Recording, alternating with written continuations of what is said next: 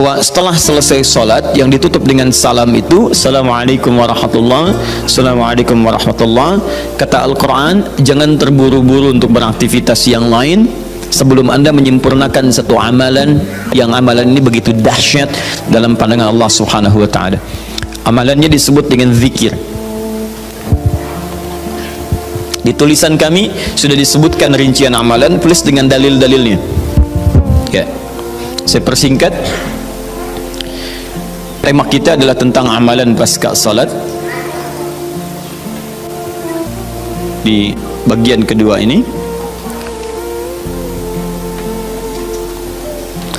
baik, ini tema kita. Kemudian amalan besarnya adalah zikir.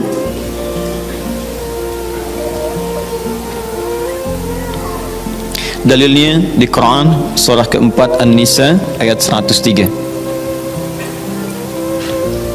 Ini tema besar kita. فَإِذَا قَضَيْتُمُ الصَّلَاةَ فَاذْكُرُوا اللَّهَ. Fokus.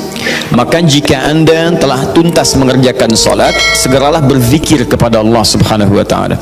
Ingat, amalan pasca salat yang diutamakan apa? Zikir.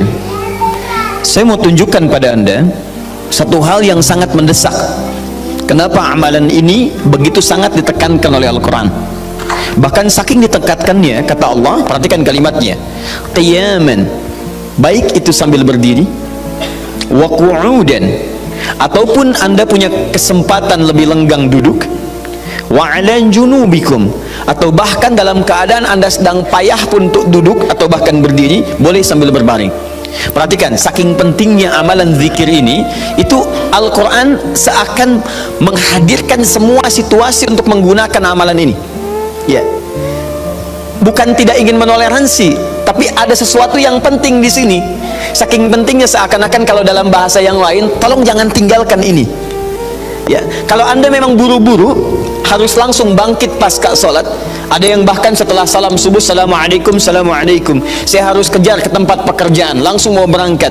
Nah, terburu-burunya anda untuk mengejar pekerjaan itu tidak menghalangi anda untuk berzikir. Kalau bisa sambil jalan pun zikir aja, ayo lakukan, kerjakan amalannya. Kalau anda senggang, duduk dengan tenang, lakukan. Kalau amalan ini tidak penting, mustahil anda diminta untuk mengerjakannya, sekalipun dalam pekerjaan yang sifatnya darurat anda mesti lakukan. Paham sampai sini? Baik, nah nanti kita akan lihat apa rahasianya amalan-amalan ini, zikir ini. Kemudian kita nanti akan urutkan seperti pertemuan lalu telah saya turunkan beberapa bagian-bagiannya. Nanti kita akan gali apa esensi dan rahasia di balik kalimat-kalimat zikir yang kita sampaikan itu. Baik, saya percepat. Zikir seperti pertemuan lalu adalah setiap aktivitas yang mampu mengingatkan dan mendekatkan kita dengan Allah subhanahu wa ta'ala. Jadi ada dua nih, satu ingat, kedua dekat.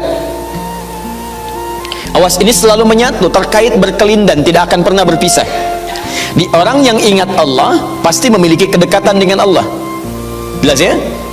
Baik, jadi kalau cuma ingat tidak membuat dia dekat, ini bermasalah.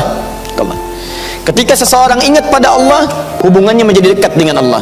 Ketika menjadi dekat, maka dia akan dipelihara oleh Allah subhanahu wa ta'ala, dipelihara dari maksiat dan segala yang menyulitkan dia dalam kehidupannya. Makanya mustahil ada orang berzikir tapi berbuat maksiat kepada Allah. Apa nih mereknya Akhir TV? Jangan, itu bir. Oh, pakai bismillah dulu lah, mungkin berkurang dosanya dikit. Enggak bisa. Jadi tidak akan bersanding taat dengan maksiat. Anda ingat Allah, mustahil berbuat maksiat. Ya, maaf, seorang karyawan yang ingat Allah tidak akan bermaksiat dalam pekerjaannya. Seorang ibu istri yang ingat Allah tidak akan bermaksiat dalam rumah tangganya. Seorang anak yang ingat Allah tidak akan pernah bermaksiat dalam kehidupannya. Maka dari itu nanti kita akan lihat puncak zikir apakah hanya dalam pasca sholat saja atau dalam aktivitas yang lainnya. Maka yang pertama, ini akan membantu mengingatkan dia kepada Allah. Yang kedua, membuat hubungannya dekat dengan Allah subhanahu wa ta'ala. Nah, amalan ini ada setidaknya 6-7 amalan. Hari ini saya janjikan untuk mengurutkan amalan-amalan ini. Ya, saya ingin tes dulu apakah Bapak Ibu masih ingat atau tidak. Satu apa? Istighfar. Istighfar, saya tuliskan satu, istighfar. Apa dalilnya? Cepat saja, kalau tidak tahu katakan apa?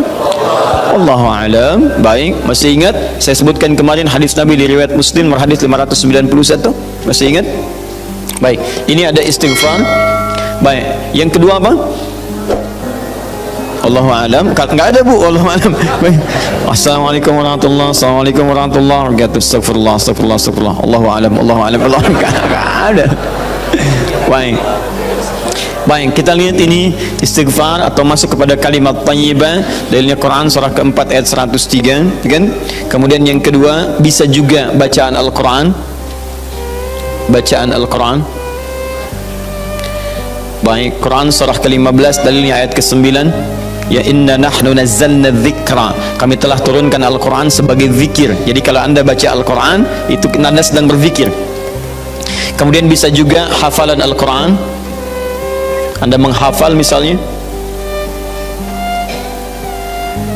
Baik. Misal Anda tidak membaca, tapi selesai sholat Anda membacakan ayat-ayat Quran sebagai hafalan. Ada ayat kursi misalnya, ada 3 surah yang terakhir, ada kemudian ayat pertama sampai 5 misalnya, Al-Baqarah, ya ada ayat-ayat yang lainnya, hafalan misalnya. Begitu Anda bacakan, Anda sedang berzikir. Dalilnya Quran surah ke-54 ayat 17, ayat ke-22, ayat 32, ayat ke-40.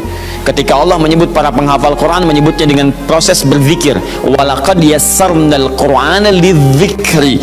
Kami telah mudahkan Al-Quran sebagai zikir. Ya, hafalan di sini zikir, untuk dihafal, untuk berzikir. Jadi kalau Anda pasca salat kemudian membaca ayat-ayat Quran dalam hafalan bukan menggunakan mushaf, maka Anda sedang berzikir kepada Allah Subhanahu wa taala. Dan nilainya 4 kali lebih banyak dibandingkan dengan yang membaca. Ya. Nah. Doa. Doa itu juga sebagai zikir. Ya, Quran surah ke-7 misal dalilnya ayat 205. Wadhkur rabbaka fi nafsika tadarruan wa khifatan wa dunal jahdi minal qaul. Ketika Allah meminta kita berdoa, kalimat doanya dalam bahasa perintah menggunakan kata zikir. Wadhkur rabbaka. Ayo minta, berdoa, sebut zikir kepada Rabbmu dalam dirimu dengan perasaan penuh harap, penuh ketawaduan. Minta kepada Allah. Jadi ketika Anda diminta untuk memohon berdoa kepada Allah, kalimat doa itu menggunakan zikir. Jadi ketika Anda sedang berdoa, Anda sedang berzikir. Bukankah saat berdoa Anda ingat kepada Allah? Bukankah saat berdoa keadaan Anda menjadi lebih dekat dengan Allah? Nanti kita akan lihat doa apa yang biasa dibaca Nabi pasca sholat dan seperti apa cara memohonnya. Ada rahasianya. Anda tidak menggunakan ini sangat disayangkan. Anda kehilangan momentum, dipercepat untuk memudahkan seluruh proses kehidupan Anda. 5, masih ingat? Salat.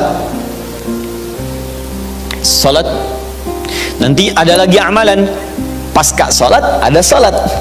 Di begitu selesai assalamualaikum, assalamualaikum, kapan kemudian ini kita mesti tunaikan salat yang ini? Dan ada rahasianya juga. Bahkan salat yang ini boleh jadi akan memberikan syafaat dengan izin Allah kepada hamba-hamba yang dirasakan kurang amalnya. Karena ketika amalan-amalan fardu tidak bisa menolong Anda dari proyek akhirat yang telah Anda cita-citakan untuk masuk surga itu, maka yang akan dicari pertama kali diantaranya adalah amalan yang ini. Maka Anda ketinggalan dari itu yang bisa membuat situasi tegang saat di akhirat. Hati-hati, Anda ketinggalan handphone, perasaan luar biasa sedihnya.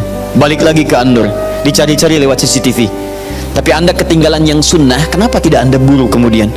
Tadi nggak sholat sunnah, besok lagi, Masya Allah, belum tentu besok dia hidup.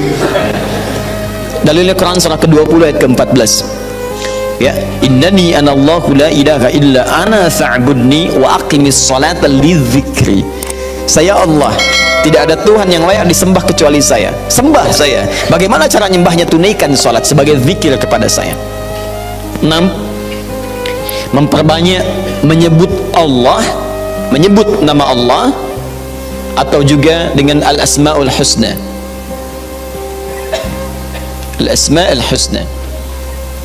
Dalilnya Quran surah kedua Al-Baqarah ayat 152. Fadhkuruni adzkurkum. Ayo cepat sebut nama saya, maka aku pun akan mengingatmu. Aku menyebutmu. Di orang yang selalu ingat Allah, nanti Allah akan ingat pada dia. Nanti saya kasih tahu rahasia yang paling besar. Bahkan ada orang yang saat membutuhkan ya dalam persoalan kehidupan kepada Allah, sebelum dia minta, karena Allah telah mengingatnya, Allah ringankan aktivitas kehidupan dunianya. Dia bukan nggak punya masalah, jadi kayaknya nggak kelihatan punya masalah, cuman setiap akan mengalami masalah diringankan oleh Allah sehingga seakan-akan nggak punya masalah. Nanti ini akan sangat menentukan bagian yang keenam ini, apakah hidup kita akan semakin mudah atau mendapati kesulitan yang berliku. Sebut nama Allah. Ya, bagaimana cara menyebutnya? Bisa disebut nama Allah langsung, bisa disebut dengan Asmaul Husna. Di mana dalilnya? Quran surah ke-17 nanti dari ayat 110 sampai 111-nya. Di ayat 111 tegas dikatakan, "Qulid'ullaha." Ayo sebut Allah, panggil, katakan Allah. Awidur Rahman atau Ar-Rahman, ayyamma tad'u falahul asmaul husna. Maka kapanpun Anda bisa memanggilnya, memintanya, Anda boleh memanggil dengan nama yang terbaik sesuai dengan kebutuhan Anda. Nanti saya kisahkan, ada orang baru selesai sholat, kemudian menyebut nama ini, dan satu di antara nama yang paling luar biasa, ketika dia selesai kata Nabi, dari mana kamu tahu menyebut dengan nama itu? Tahukah engkau, jika engkau melakukannya, maka engkau telah memanggil Allah, yang dengan panggilan itu, jika meminta akan segera diberikan, jika berdoa akan segera dikabulkan. Rahasianya luar biasa, nanti kalau sudah tiba waktunya. Hadisnya sahih. Ya, saking sahihnya ini ditempatkan oleh Sayyid Qutb di dalam satu kitabnya Al-Aqaid Al-Islamiyah, padahal kitabnya tentang akidah, ketika membahas tentang asma wa sifat, nama-nama Allah Subhanahu wa taala. Hadis ini dimasukkan, padahal hadis ini amalan tentang amalan pasca salat. Ketujuh, bagian terakhir. Ini adalah indikator yang paling penting, yang terakhir ini sampai saya pisahkan tersendiri dalam aktivitas harian. Zikir paripurna. Ini yang zikir paripurna. Makanya saya kasih garis. Ini amalan pasca salat disebut dengan zikir, bukan amalan biasa, tapi semua amalan ini akan dibawa kepada seluruh aktivitas hariannya. Bukankah pasca sholat ada yang jalan, pasca sholat ada yang kerja, pasca sholat ada yang makan, pasca sholat bahkan ada yang masak, pasca sholat ada yang bicara? Maka orang yang pasca sholat zikirnya itu benar, latihan zikirnya, maka makannya adalah makan dengan berzikir kepada Allah, bicaranya zikir kepada Allah, jalannya zikir kepada Allah Subhanahu wa ta'ala. Nanti saya turunkan ayat-ayatnya, bagaimana orang berjalan sambil zikir, bagaimana orang kemudian makan zikir, bagaimana orang bicara zikir. Jangan-jangan selama ini kita hidup 24 jam tapi aktivitas kita tidak dalam rangka zikir kepada Allah Subhanahu wa taala. Nah, dalilnya Quran surah ketiga Ali Imran ayat 190 sampai 191. Inna fi khalqis samawati wal ardi wa ikhtilafil laili wan nahari la ayatin liulil. Siapa ulul albab itu? Ayat selanjutnya, alladzina yadhkurunallaha. Mereka itu orang-orang yang senantiasa zikir pada Allah Subhanahu wa taala. Qiyaman, dalam keadaan dia berdiri, wa qu'udan, ataupun dia duduk, wa 'ala junubihim, atau bahkan sedang tidurnya. Tidurnya disebut sebagai zikir, berdirinya disebut sebagai zikir, duduknya disebut sebagai zikir. Dan ahli zikir ini adalah orang-orang yang akan dimuliakan bahkan oleh Allah ketika kembali ke akhirat nanti, dan dipuji-puji oleh Allah Subhanahu wa taala.